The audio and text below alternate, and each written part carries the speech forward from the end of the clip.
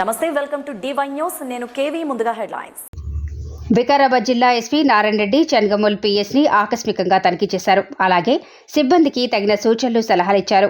అలాగే రోడ్డుపై యాక్సిడెంట్లు జరగకుండా ఎలాంటి జాగ్రత్తలు తీసుకోవాలి అని వారికి తెలియజేశారు.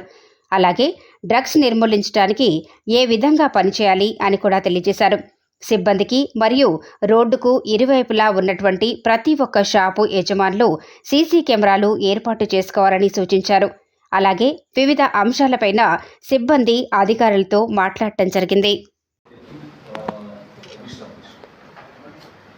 తెలంగాణ పోలీస్ అంటే ఒక దేశవ్యాప్తంగా మనకు మంచి పేరు అంటే మనకు అంటే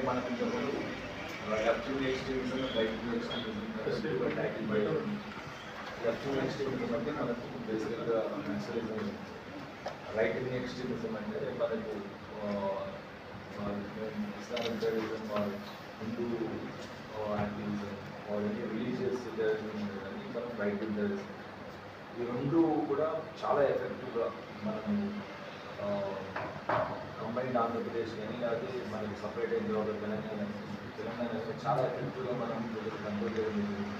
సో దీంతోపాటు మనకు ఎస్ఐ, కౌంటరింగ్ పోలీసులు, ఆక్టోపస్, ఈ ఆర్గనైజేషన్స్ అక్కడ ఉండే ఒక ఎక్సలెన్స్ మనకు లా అండ్ ఆర్డర్ పోలీసులు కూడా రావడం. దీంతో సైబర్ క్రైమ్స్ కూడా తెలంగాణ పోలీసులు చాలా బాగా government detection of cyber crime cases కావచ్చు, recovery of lost amount. And మనకున్న సెంటర్ ఆఫ్ ఎక్సలెన్స్ కూడా ఏదైతే తెలంగాణ వాళ్ళు పాల్గొనే సెంటర్ ఆఫ్ ఎక్సలెన్స్ కూడా వేరే స్టేట్ వాళ్ళు దీన్ని వాళ్ళు రెప్లికేట్ చేస్తున్నారు స్టేట్స్. ఇంత బాగా తెలంగాణ పోలీసులు చేస్తున్నారు. సో కాబట్టి మీరందరూ కూడా మనందరం తెలంగాణ పోలీసులు ఉన్నందుకు చాలా గర్వించదగ్గ విషయం. సో కాబట్టి దీన్ని మనకు మేజర్ ఇక్కడ ఈ పోలీస్ స్టేషన్ చూసినట్టయితే బేసికల్గా రోడ్ యాక్సిడెంట్స్ ఎక్కువగా ఉంటుంది. ఈ రోడ్ యాక్సిడెంట్స్ రోడ్ ఇంజనీరింగ్ అంటే రోడ్డు చిన్నది కావడం వల్ల రోడ్డు ఖాళీ చాలామంది బండి నడుపుతున్నారు. దీంతో రాంగ్ జడ్జ్మెంట్ వల్ల ఈ ఫ్యాటల్ రోడ్ యాక్సిడెంట్స్ నేను చూస్తే దాదాపు 9 ఫ్యాటల్ రోడ్ యాక్సిడెంట్స్ ఉన్నాయి ఈ సంవత్సరం అండ్ 4 నాన్ ఫ్యాటల్ ఉన్నాయి. సో యాక్సిడెంట్ జరిగితే ఇక్కడ మేజర్గా అది ఫ్యాటల్ రోడ్ యాక్సిడెంట్గా కన్వర్ట్ అవుతుంది. నాన్ ఫ్యాటల్ కన్నా కూడా ఫ్యాటల్ రోడ్ యాక్సిడెంట్స్.